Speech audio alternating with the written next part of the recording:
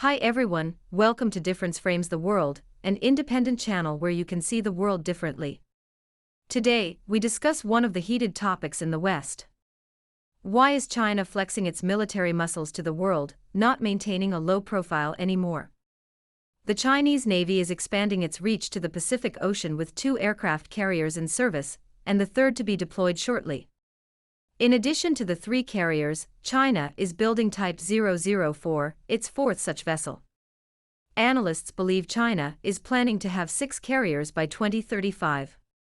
China's first aircraft carrier, Liaoning, recently sailed near Japan's home islands, marking its first appearance there. Several months ago, the U.S. Coast Guards found Chinese naval ships near Alaska in July 2024. It seems the Chinese Navy follows America's suit, flexing its muscles for navigation freedom. At the end of October 2024, 2 Chinese aircraft carriers, Liaoning and Shandong, conducted a dual-carrier exercise for the first time in the South China Sea to enhance their integrated combat capability. Before the exercise, they conducted drills in several areas, respectively. Liaoning carrier also appeared in the Joint Sword 2024B exercise besieging Taiwan a month ago. China has made significant strides in the past decade to bolster its naval capabilities by developing and deploying aircraft carriers and destroyers. Beijing has 3 aircraft carriers, Liaoning, Shandong and Fujian. The first 2 are already in service, and the third one will be deployed by 2026. China's dual-carrier drills involve the simultaneous operation of 2 aircraft carriers in training exercises. This move not only highlights China's military power, but also its growing competence in naval warfare. Beijing's journey into aircraft carrier development began in the early 1990s when the country acquired the unfinished Soviet carrier Varyag. By 2012, the Varyag was commissioned as the Liaoning, marking China's entry into the club of aircraft carriers. The launch of the Shandong aircraft carrier in 2019 followed as China's first domestically built carrier, solidifying the prowess of its naval fleet. The transition from operating a single carrier to conducting dual-carrier drills represents a notable enhancement in operational capabilities. This move signifies that China not merely invests in these vessels, but it also actively practices complex carrier operations involving strike groups, air defense, and coordinated maneuvers. China's second aircraft carrier, Shandong, is an improved version of Liaoning, so it still looks like a Soviet carrier. Beijing independently designed and built its third carrier, the Fujian aircraft carrier, officially known as Type 003. It represents a significant advancement in China's naval capabilities. As the first domestically developed aircraft carrier, Fujian is equipped with a catapult launch system, more advanced than that of the USS Ford, a critical step in modernizing the Chinese Navy. Laid down in 2015, at the Jiangnan shipyard in Shanghai, Fujian aircraft carrier's construction took several years. It was launched to the public in June 2022, showcasing China's commitment to building a robust navy to secure its national interests in a rapidly changing geopolitical landscape. The development of the Fujian comes amid increasing tensions in the South China Sea and across the Taiwan Strait.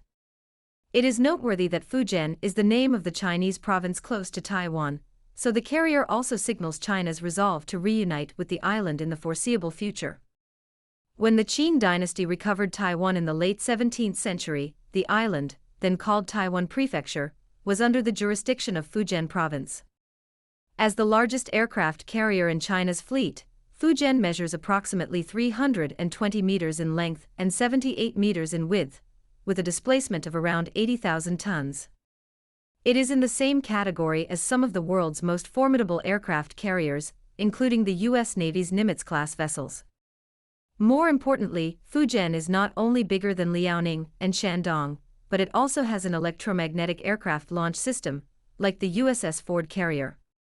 Unlike China's first and second carriers, which primarily relied on traditional ski-jump decks, Fujian's electromagnetic system allows for more precise launches of heavier and more complex aircraft, increasing the number and variety of aircraft that can be deployed. Recent sea trials proved the effectiveness and reliability of the Fujian carrier, while the USS Ford, a $13 billion carrier, is still questioned about its capabilities due to its problematic launch system. The Fujian is designed to operate a diverse array of aircraft, including fixed-wing fighters, reconnaissance drones, and early warning aircraft.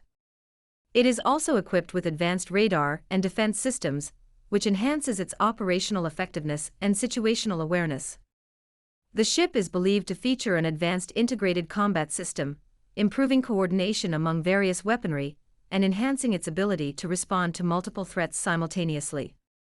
The carrier is not just a symbol of China's engineering prowess, but is also a strategic tool for asserting influence in the Asia-Pacific region. Its deployment will strengthen China's naval position, particularly in contested areas like the South China Sea and Taiwan Strait.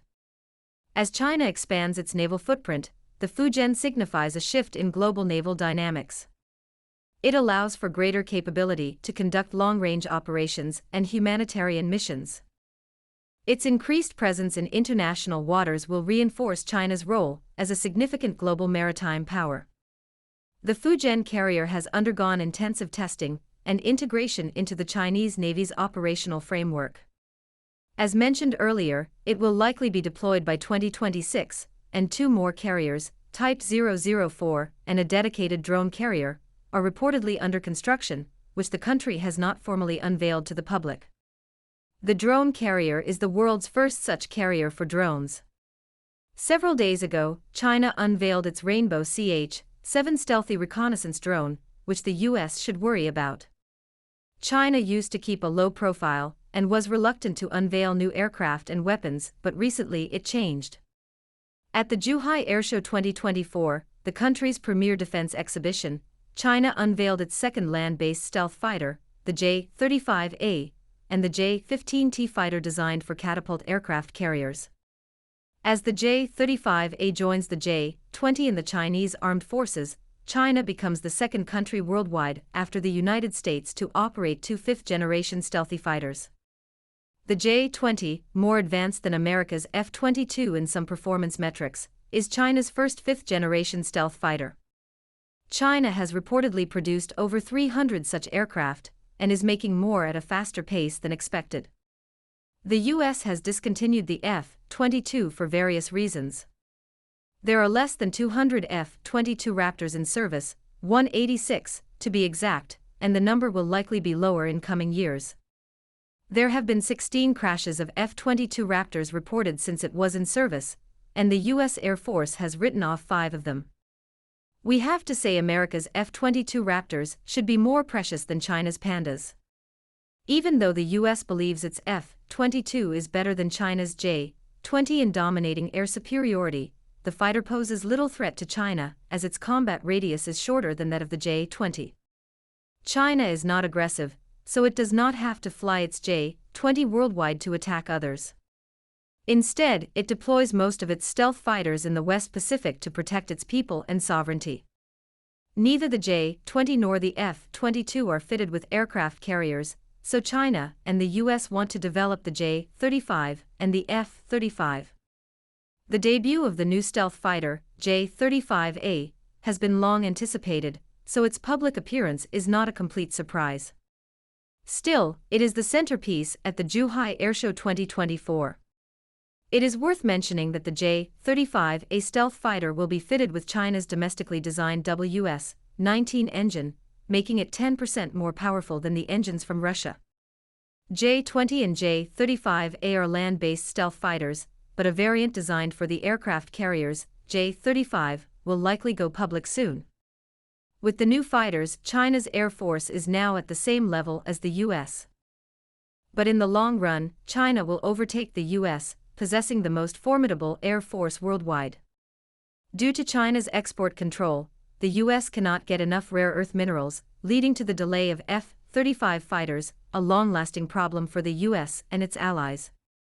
Each F-35 fighter needs over 900 pounds of rare earth, but it is not easy for the US to find a substitute supplier, as China controls the rare earth supply chain, commanding 85% of processing and 92% of magnet production globally.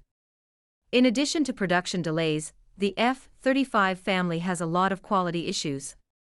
According to an article by Defense News, the F-35 has 857 deficiencies. For the Pentagon officers, who constantly bemoan the excessive expenses of purchasing and sustaining the aircraft. The quality problems of the F-35 family have become their top concern. To make things worse, China sanctioned some subsidiaries and executives of Lockheed Martin for arms sales to Taiwan, making it more difficult for the company to deliver F-35 fighters to the US and its allies. In sharp contrast with the F-35 lineup, China's J-20 and J-35 fighters have fewer production and quality problems. China has gained the upper hand in the West Pacific, overtaking the US military. We believe the Chinese Navy and Air Force will soon surpass their US counterparts globally. Thanks for watching our videos, and please subscribe to our channel if you have not done that so you will not miss our uploads every day.